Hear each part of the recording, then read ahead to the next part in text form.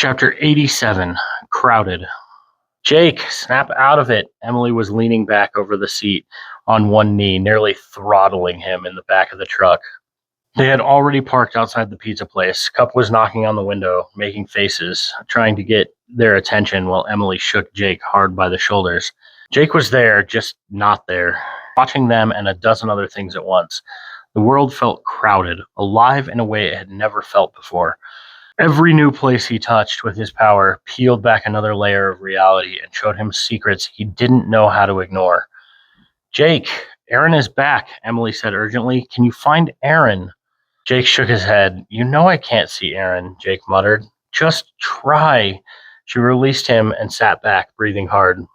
Cup stuck his face against the glass and crossed his eyes. Jake glanced at him and rolled his own before closing them and shifting his focus.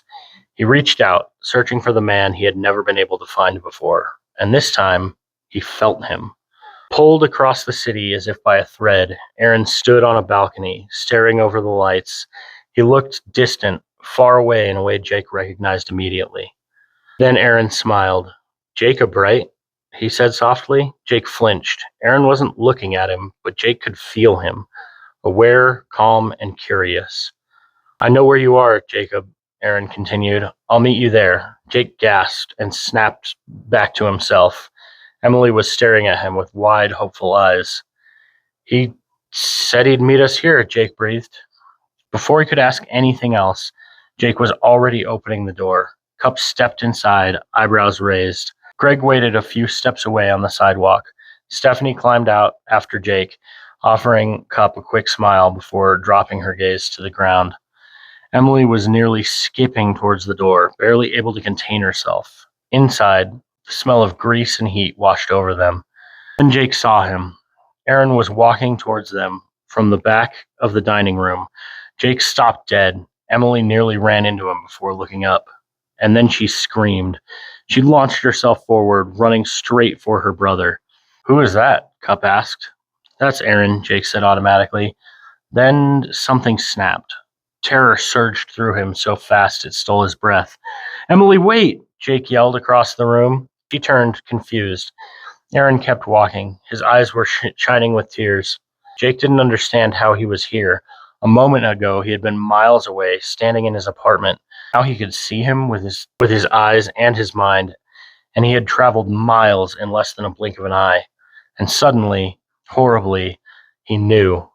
He grabbed Emily and yanked her back against him, wrapping his arms around her protectively. Stop, he whispered. That can't be him. Aaron halted. It's me, Jake, he said gently, lifting his hands. It's really me. How? Jake choked. Rylan trained us. Where do you think we've been for a month?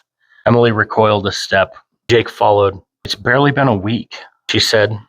Gent would know that, Jake muttered. His confusion was clear in his tone. Silence fell. Emily looked between them, panic bleeding into confusion. It's me, Em, Aaron said desperately. I'm back.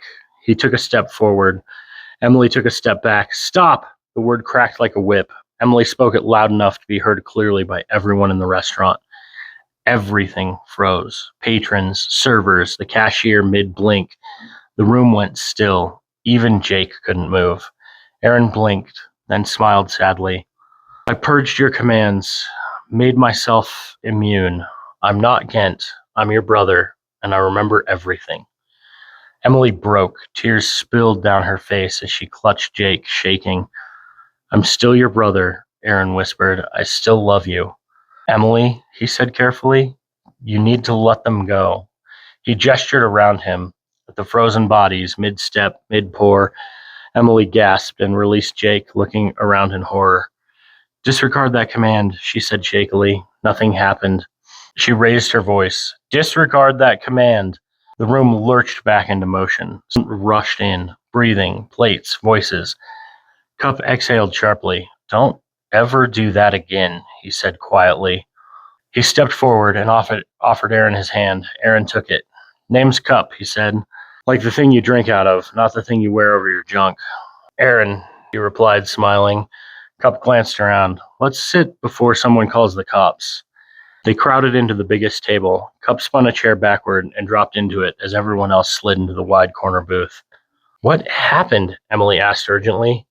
You're being super weird, Em, Aaron offered. Cup cleared his throat loudly.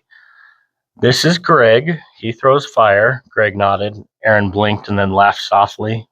Busy week, huh? He turned to Stephanie and offered his hand. Aaron, I think you're my landlord, she muttered back. Oh, he blinked. That is weird. Then he frowned. Why are we all glowing? Cup grinned. It's an aura. Can you turn it off? Aaron glanced around the room, expecting to be noticed, expecting all the eyes of the restaurant to be on them. Nope, Cup answered simply.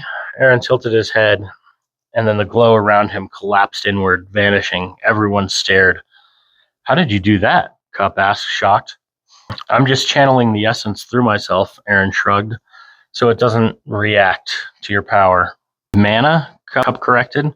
Yeah, mana, Aaron nodded. Jake didn't wait. He followed the feeling, matched his heartbeat. The glow around him dimmed in pulses. Everyone stared as they noticed. It's flickering, Emily said. It hurts my eyes, Cup muttered. There are no shadows, Stephanie realized. Cup shrugged. It's not light. It's not giving off any light, anyway. Then Cup slapped the table. Now, he said flatly, who was that Fed that was watching us? We have a lot more to discuss here. Jake groaned. Oh, now you want to talk about the aliens. Aliens? Three voices said at once. Jake closed his eyes and shook his head. Aliens.